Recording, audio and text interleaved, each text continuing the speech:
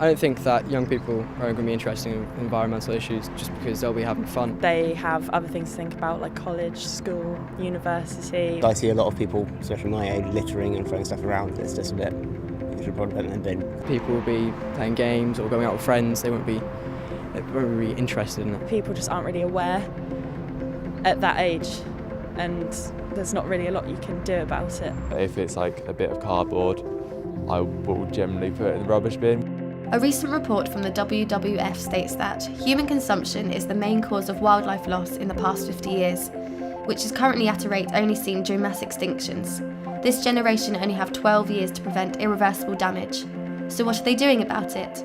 We decided to speak to Dana Roberts, a local Wildlife Trust volunteer, to find out how she tries to live sustainably, helping to reduce biodiversity loss with her everyday choices and the challenges she faces when doing so. So in my home, I'm trying to be more sustainable. It's a slow process. I'm currently just trying to improve my garden. We've got a pond and trying to have more pollinating flowers. Inside, I'm trying to be more conscious about the products that I use. So bathroom products and stuff that I'm eating. So an example, biodegradable products like toothbrush, and I've got a biodegradable nail brush. So I'm trying, but there's obviously a lot more things that I can be doing. I wouldn't say it's been easy to change.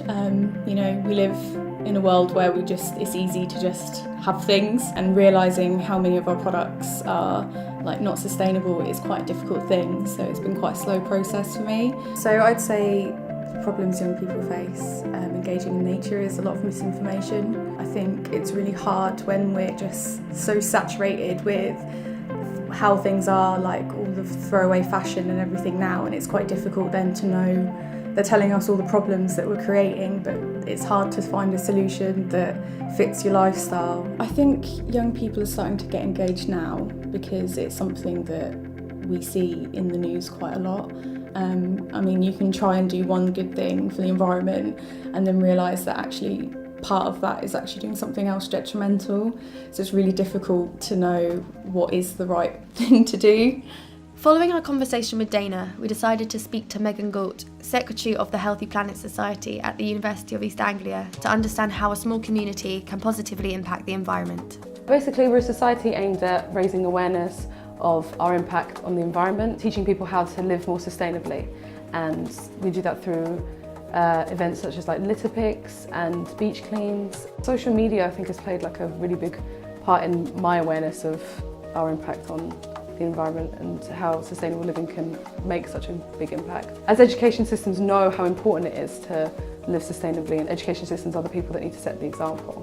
What Megan said resonated with us, so we asked Luke Mitchell and Jerry White from City College Norwich if they feel they are setting a good enough example to students. I think a lot of what the college do to be eco-friendly isn't publicised as well as it could be. So for example, all waste that gets thrown in bins gets separated and recycled off-site. The downside of that, I think, is that sometimes it doesn't always make it obvious to everyone, staff and students, that we are recycling 100% of our waste. So I think that's an interesting challenge with any sort of initiative like that. I think if they were to have, say, paper recycling bins in classes and around campus, that it would get students to do that themselves, which would probably also continue into their own personal lives. But I think that what the college is doing at the minute is pretty good, but again, there's always room for improvement. For any educational institution, I think we have to make decisions about what do we prioritise communicating to our students about. And perhaps environmental issues are rising up the agenda, and we need to think harder about that as we go into the future. After seeing how individuals, communities and education systems can deal with environmental issues, we spoke to Nanette Youssef, a local Green Party member, to see how it is possible to influence wider change.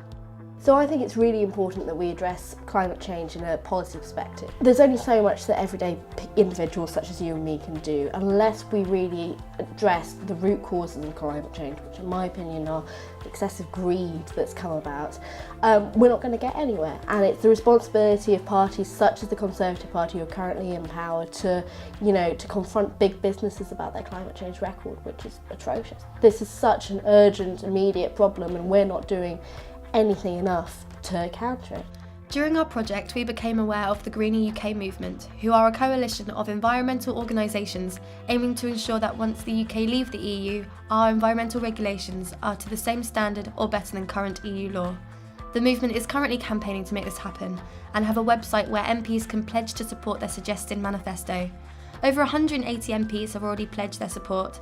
However, we went to speak to an MP who has not signed up to the website, Richard Bacon, and ask him why. Until I met you this morning, I didn't know about that website, but that's probably my fault, and I will be going and looking at it. But I think some people have been concerned because the fact that we're leaving the European Union could mean, I don't think it will by the way, could mean that we have lower environmental standards. But once we recover the ability to make our own laws, we can have stronger standards if we wish to.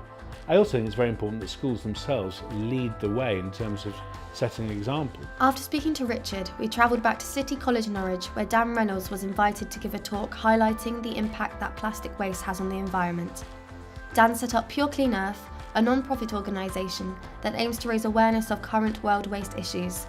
He does this through beach cleanups, campaigns, workshops and events. And following the event at the college, we spoke to Dan about how he's looking to inspire the world to live a greater life without plastic, one of the biggest factors contributing to global wildlife loss. I think we have to really understand that in order for us to really make a change long term, we can't be leaving it up to one or two people.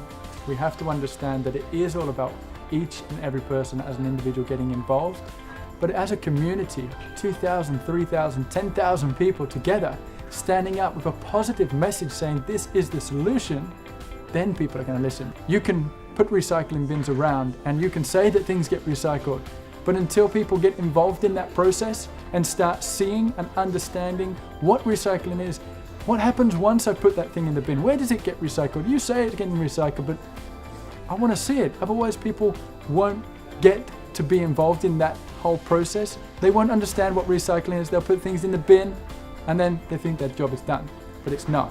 So we need to make it more convenient. People need to get involved with this. We need to make it out and transparent of what's happening so people can do it themselves and that we can start making a change as a tribe, as a community together.